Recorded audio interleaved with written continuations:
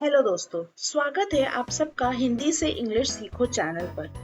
मैं आज लेकर आई हूँ एक सुपर इंटरेस्टिंग टॉपिक जो कि है 5 कॉमन इंग्लिश इडियम्स जिसे हम हिंदी में मुहावरे कहते हैं, जो आपके डेली कॉन्वर्सेशन को और ज्यादा नेचुरल, स्टाइलिश और फ्लुएंट बना देगा।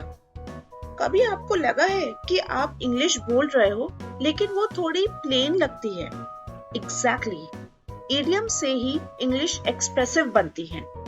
ये ऐसे छोटे फ्रेजेस होते हैं जो सिंपल बात को इंटरेस्टिंग बना देते हैं। तो चलो रेडी हो जाओ और शुरू करते हैं आज का fun learning session, full of idioms, examples और आपके चैट आंसर्स के साथ। पहला इडियम है, कोई चीज जो पहले बुरी लगे पर बाद में फायदेमंद साबित हो जाए तो उसको इंग्लिश में कहते हैं अ blessing in disguise. Repeat after me, a blessing in disguise. सोच कर देखिए, कभी ऐसा हुआ है ना, जब कुछ बुरा लगता है एट फर्स्ट लेकिन लेटर वी रियलाइज कि oh wow, this is actually helped me. That's what we call a blessing in disguise. For example, वो नौकरी छूटना मेरे लिए वरदान साबित हुआ, बाद में मुझे और अच्छी मिल गई। Losing that job was a blessing in disguise. I found a better one later. चलते हैं नेक्स्ट एग्जाम्पल की तरफ। वो फ्लाइट मिस होना अच्छा ही हुआ क्योंकि फ्लाइट घंटों लेट हो गई थी। Missing that flight was a blessing in disguise because the plane got delayed for hours.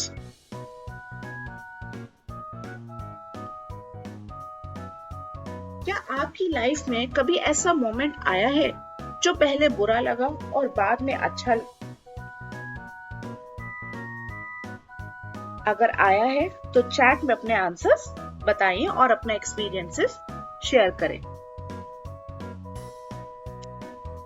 Whenever something bad happens, remind yourself, maybe it's a blessing in disguise.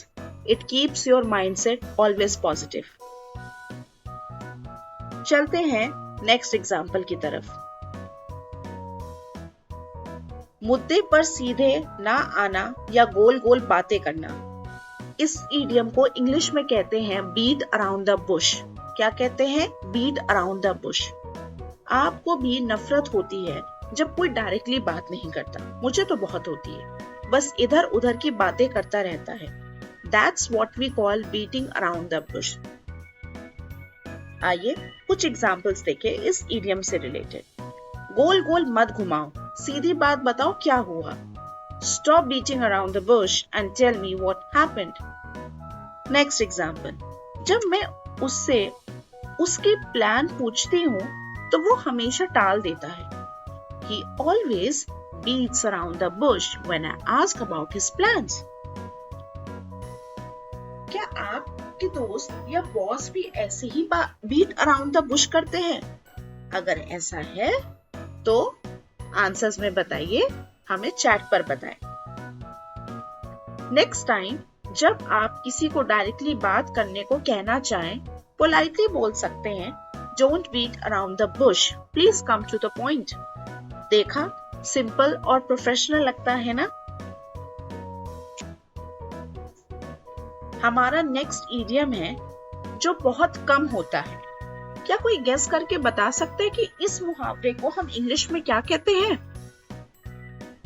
इस मुहावरे को हम इंग्लिश में कहते हैं once in a blue moon.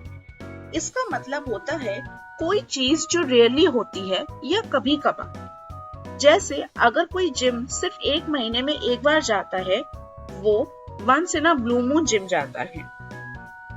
जैसे कि मैं बहुत ही कम फास्ट फूड खाता हूँ, I eat fast food once in a blue moon. या तो फिर वो अपने गांव बहुत ही कम जाता है, he visits its home town once in a blue moon. क्या आपने कभी ऐसी कोई चीज करी है जो once in a blue moon ही हो? रीडिंग, क्लीनिंग या जिम? टाइप करो चैट में और बताओ मुझे एक सेंटेंस बताकर once in a blue moon से। ये इडियम कॉन्वर्सेशन में थोड़ा ह्यूमर भी लाते हैं। जैसे अगर कोई आपका दोस्त रेयरली कॉल करता है तो कह सकते हो, oh look who's here, you call me once in a blue moon.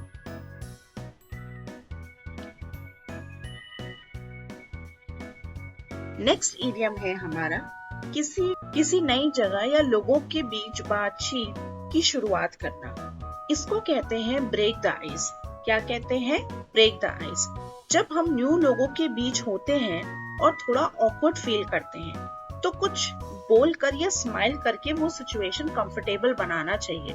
तो उस सिचुएशन को कहते हैं दैट्स ब्रेकिंग द आइस। आइए इस इडियम से रिलेटेड कुछ एग्जांपल्स देखते हैं।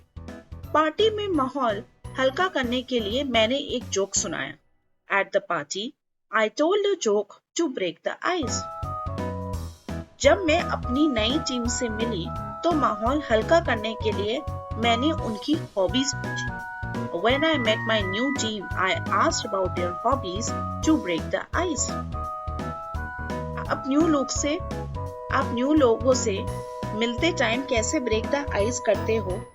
स्माइल करके, जोक करके या एक कप चाय पीकर। टाइप करो और चैट में अपने एक्सपीरियंसेस हमें शेयर करो। ये इडियम प्रोफेशनल मीटिंग्स में भी यूज होता है, जैसे कि our manager started with a fun activity to break the ice. So next time जब आपको ग्रुप में इंट्रोड्यूस करना हो तो इस इडियम को आप यूज कर सकते हैं।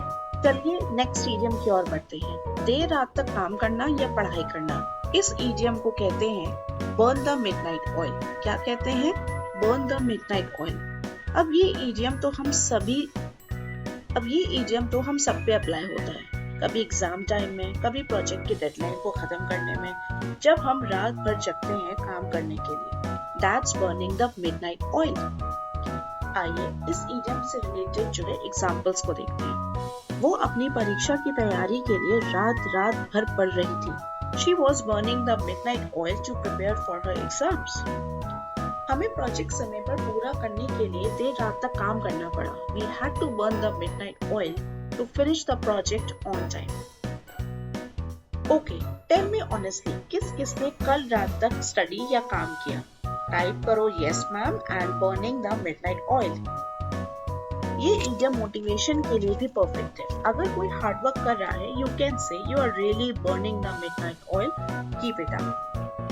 बस दोस्तों, ये थे आज के 5 पावरफुल इंग्लिश इडियम्स।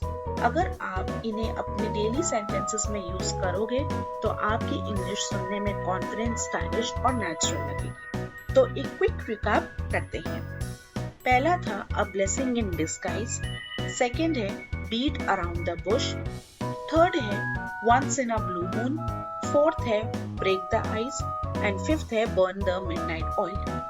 इन 5 इडियम्स को लिख लो, प्रैक्टिस करो और हर दिन एक इडियम अपनी कॉन्वर्सेशन में यूज करने की कोशिश करो। और हाँ, कमेंट करके मुझे जरूर बताना कौन सा इडियम आपको सबसे ज्यादा पसंद है। अगर वीडियो पसंद आया हो तो लाइक, शेयर और सब्सक्राइब जरूर करो, क्योंकि ऐसे ही इंटरेस्टिंग लाइव सेशंस मैं रोज लाती हूँ इंग्लिश सीखने के लिए। मिलते हैं नेक्स्ट लाइव सेशन और वीडियो में। तब तक के लिए keep learning, keep speaking and keep smiling.